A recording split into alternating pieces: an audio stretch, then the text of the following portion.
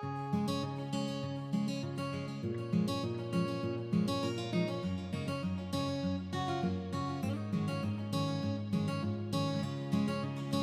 there, my name is Chris Garrick. I'm the Director of Stewardship at the Grand Traverse Regional Land Conservancy, and today we are at the Maple Bay Natural Area, a Grand Traverse County owned park that we help protect and co-manage along with the county.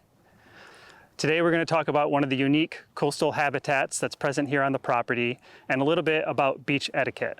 Specifically, we're going to look into how expectations and experiences might differ when visiting a natural area beach versus a more manicured or developed beach setting.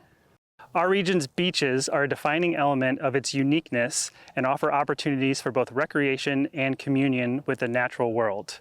Beaches and their associated ecosystems provide critical habitat for a variety of unique plants and animals, and it's our duty as stewards of the land to protect these vital areas.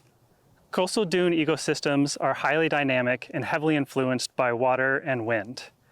Generally speaking, the composition of these habitats moving inland from the water include the beach, the foredune, a swale or hollow area, and the back dune. The foredune is the leading edge of dune formation where sand is actively accumulating. Typically, these areas are colonized by grasses such as marram grass or low-growing shrubs like sand cherry. Often, dune formation begins with sand accumulating around an object like driftwood, which allows vegetation to come in and stabilize the dune. As we move farther inland, we enter a transitional zone where many grasses, forbs, and shrubs can be found growing due to more stable growing conditions. Plants like the federally threatened Pitcher's thistle and the state-threatened Lake Huron tansy can be found in this zone. Depending on water levels, this area may be inundated, which provides important breeding grounds for reptiles and amphibians. Oftentimes, you'll find nesting shorebirds and other animals in this area that use it for refugia and important hunting grounds. And finally, as older dunes become colonized by trees and shrubs, we enter the forested dune or back dune zone. The way that we conduct ourselves while visiting the beach has a direct impact on the unique habitats and the plants and animals that depend on them. Despite seeming harmless, moving driftwood or other vegetation, whether to create temporary structures or a beach fire, negatively impacts dune formation and the plants and animals that depend on it. Driftwood structures create a jarring visual impact and detract from the natural, beautiful shoreline that we expect to see when visiting natural areas. As a reminder, fires are prohibited on all Conservancy-owned preserves and natural areas. If you do find yourself in an area where beach fires are permitted, please be sure to never bury your coals, as that can cause significant injury to other beachgoers.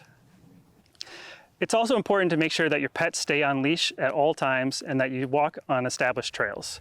Walking over dunes can trample sensitive vegetation and lead to excessive erosion, destabilizing the dunes. Dogs roaming off leash can cause these same issues while also threatening the wildlife on the property. It also has the potential to lessen the enjoyment of other visitors and could potentially threaten your pet's safety. Another way we can ensure that our use of these areas doesn't negatively impact the experience of people or wildlife is to be cognizant of our noise levels. Studies have shown that noisy environments can stress out animals, limit their ability to communicate, and hinder their ability to pick up on important environmental cues.